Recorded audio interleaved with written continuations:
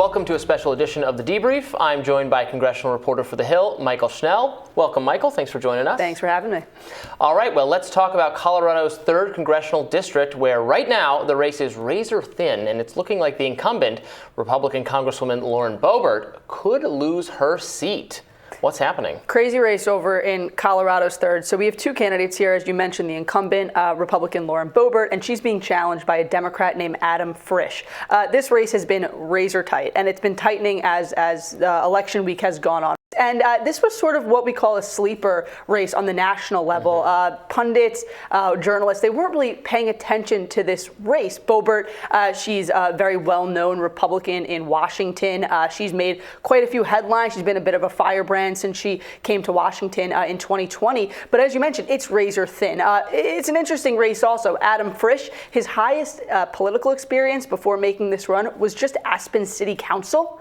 But the district is a very interesting one, and we're really waiting to see where the final ballots will come. Yeah, I know that Jen Psaki, the former White House press secretary, tweeted or shared the sentiment that her father lives in the district and had told her like a month ago or several weeks ago that he thought it would be in play, and she said BS to that, and it is in play. Exactly. So that's what was interesting. I spoke to both campaigns yesterday, and I essentially said, are you shocked that the race is this close? And I was surprised to hear they're both not shocked at the close margin. As I mentioned, this race was a sleeper race on the national level, but back at home, both campaigns knew it would be super close. And it comes down to the fact that Colorado's 3rd is not a Republican stronghold. Boebert in 2020 only won this race by about 4.5 points. She only got 51% of the vote, and that same year, former President Trump only won the district by about 6%. So both campaigns on the ground knew this would be close. Boebert's spokesperson told me we knew this wasn't going to be a runaway. And when I asked Adam Frisch himself, are you surprised at how close this is? He said, not at all. We saw an opening here. We saw that Boebert is not that popular in the district. She doesn't have a strong hold on it. So we went for it, and we're coming pretty close. It's very interesting because her political performance is as if she's a Republican in a very red district.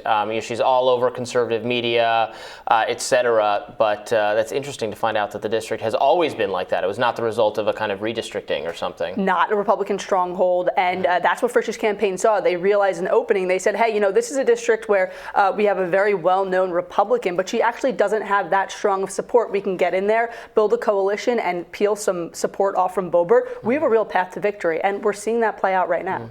In a state, Colorado, where Jared Polis, the Democratic governor, had a very strong night, incredibly strong night, an interesting character, someone who is in some ways has a lot of more moderate sensibilities on COVID stuff, was certainly more moderate than what the most kind of militantly locked down people would have. So that could also be probably helping the opponent there. Absolutely. If they drive him to the polls and there's someone who doesn't love Boebert, was sort of on the ground hearing more about someone like Frisch, who on the ground he was sort of campaigning more conservative ideals. He wasn't too lean to the left. That was part of his operation of what he told me, was to try to peel off some of those Boebert supporters. Well, appears to be working. All right, it's not just House Republicans gearing up for leadership battles. Today, Congresswoman Debbie Dingell officially announced her bid to serve as vice chair of the House Democratic Caucus. So what is she basing her bid for that on? So this was sort of vice chair of the caucus. There's been a shadow campaign going on. It's a four-way race right now. That's what others have reported, and that's between Debbie Dingell, Ted Lieu, Joyce Beatty, and Madeleine Dean. And it's sort of what's interesting about these House Democratic races is that they're jockeying for some farther back positions because we're still waiting to see what the big three are doing up top, and that's Pelosi, Hoyer, and Clyburn.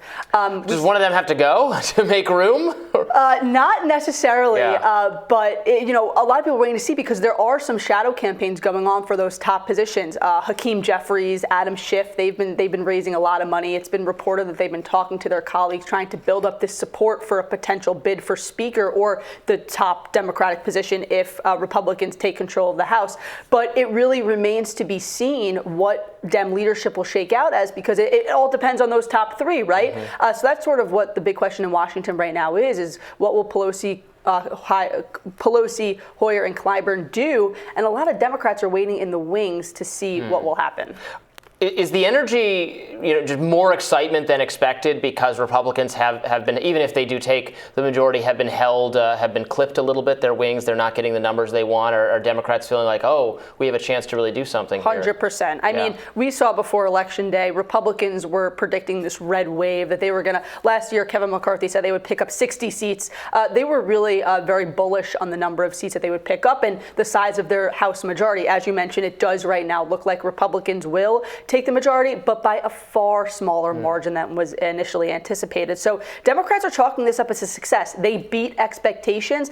They are giving Republicans a smaller majority to govern with next Congress. So even though they did lose the big pie of not having the majority, they see election night as a victory. Before I let you go, I want to ask you about a story you also wrote for The Hill about AOC coming after the New York Democratic Party in the wake of this. Hochul won, the governor won, but the challenger Lee Zeldin had a strong finish, very close, and this has helped pulled some down ballot races in a Republican direction. She's not happy about it. A lot of Democrats are pointing fingers right now in New York. Obviously, New York, typically a Democratic stronghold.